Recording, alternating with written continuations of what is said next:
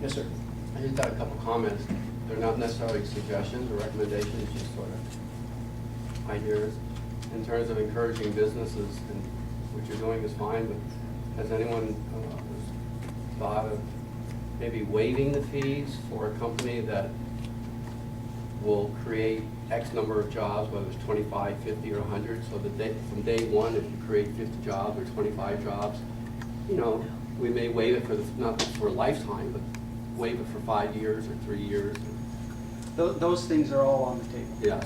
Absolutely. And then with the working Fridays,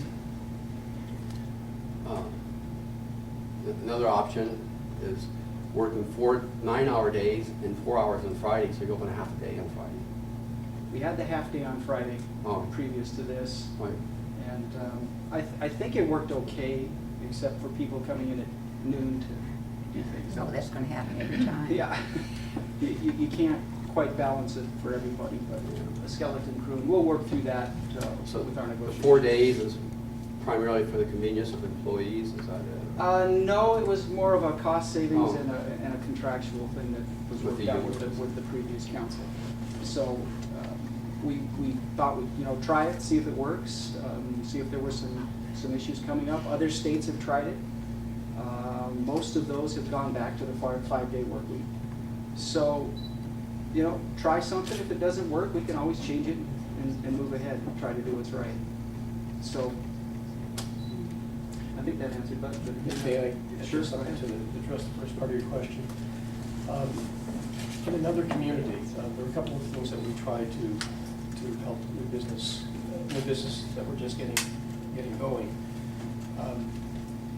Where before we had what we call tap fees, so a business and a home opening up shop in our city had to pay a $6,000 sewer connection fee and a $6,000 water connection fee. We provided water service with the word and waste sewer service as well.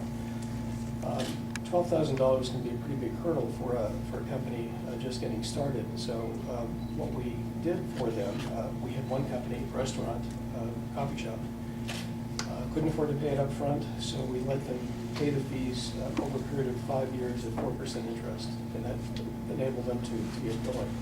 There's a little bit of risk for the city in doing that because in the case that we're referring to, the money came, essentially it was a general fund loan. It was a loan that came out of the city's reserves, general unrestricted reserves.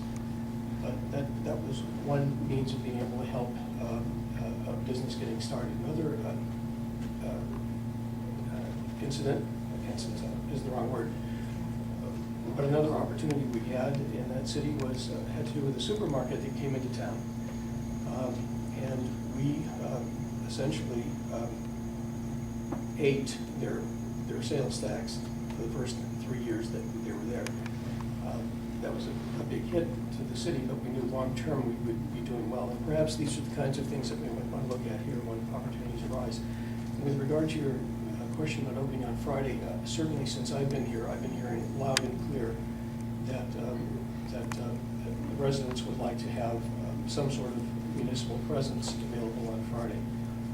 As Mark mentioned, that's going to be probably a bargaining issue with the unions when we're in negotiations next year. But I would expect to see some sort of a presence on Friday at the beginning of the next fiscal year, depending on how things work out. If I can just add just a couple of things to what Andy just said.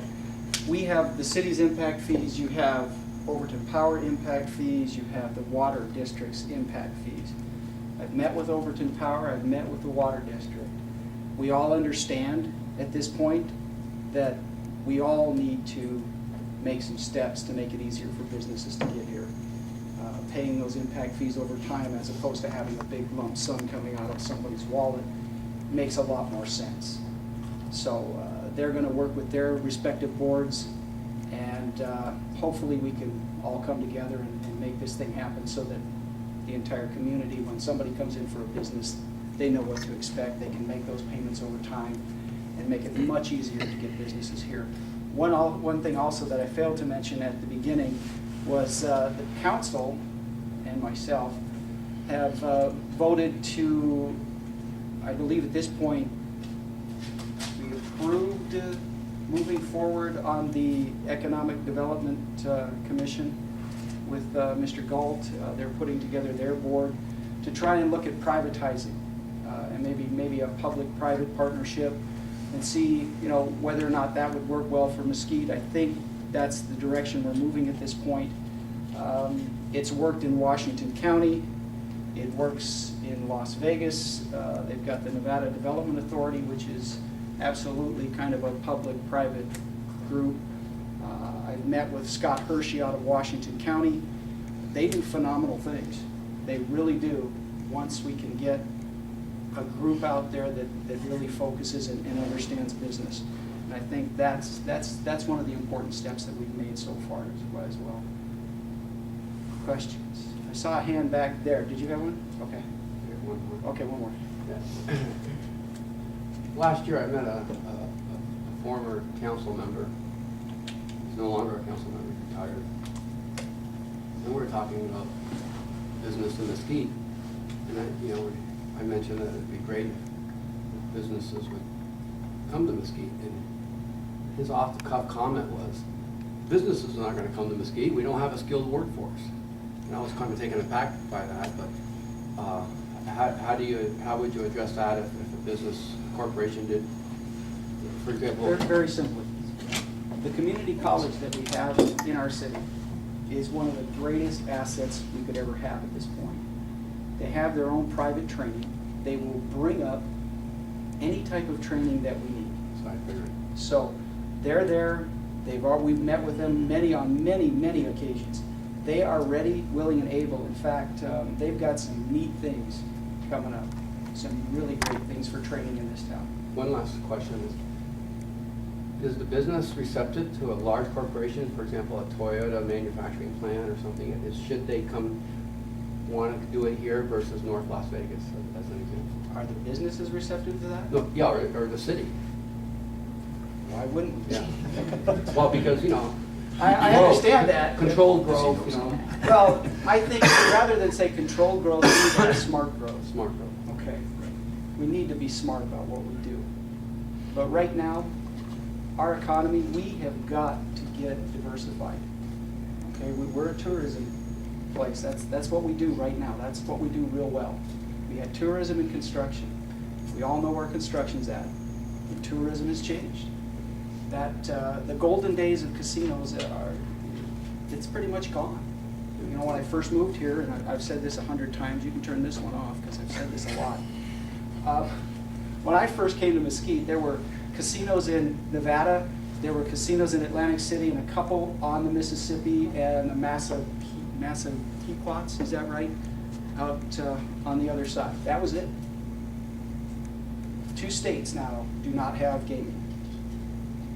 Utah and Hawaii. That's it. Thank God we're next to Utah. We're very thankful for that right at the moment. Yeah. So, you're not supposed to make me laugh. So it's changed. The competition for gaming is it's crazy. You can go to Colorado, go gaming wherever you want. So we're not getting that weekend dollar anymore that we used to get all the time without any problems. So we have to change. We have to change our focus. We have to bring in events that, the city can't do a whole lot of stuff for that, but we can certainly support them. But events, hiking, ATV trails, all of the things that make Mesquite great, golf, sports, amateur sports, those things are what we're going to need to focus on right now. That's the short term. The long term is to find those businesses that want to come to an area like this and that are a good fit for the city. What you mentioned about trained workforce, are we going to get a bunch of rocket scientists from Martin Marietta? No, probably not. But we have a skilled labor force here. Unfortunately, we've lost a lot of our skilled labor with the downturn in the economy. But a lot of those people were family people from here that have lived here a long time, and they want to come back. We've got to find jobs. businesses have got to, we've got to make it more business friendly so that they'll come here. Comment on the skilled workforce. I have a manufacturing company, and just want to comment that I find that this area has the best people with work ethic, which is a primary thing that you have to overcome. Just getting primary thing, people come to work every day is one of your biggest hurdles, and for this area, this is probably one of the best areas that I've experienced. I've had run plants and things all over the country, so this is, I think, on the top of that list. And any business that comes in expects to have to do training. You're not going to get kids or anybody out of school that knows how to run a machine tool or anything else like that. As long as a person has that good work ethic, shows up to work, is interested in learning, you can train them. Dave's right, we do have a fantastic workforce here, and they are willing, and they really do want to stay here, just like the rest of us. We call this home because it's a great place to call home. Any other questions? Sandra? Mayor, if you could make one change, what would be that one change and how would you go about doing it? Have you stop calling me mayor here? Go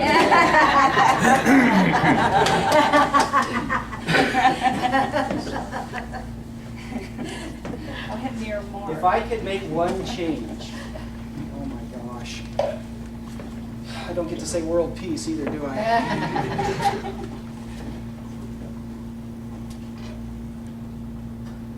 You know, I don't think it's just one thing. That's just it. It's. I think we have good staff. We have good councilmen. I think we're working in the right direction. I guess if I could change one thing, I'd want this to move faster. But being the person that I am, I want things done as quick as possible. Being a political person now, you have to go through the processes.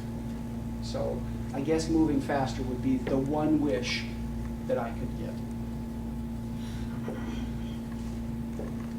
Any other questions?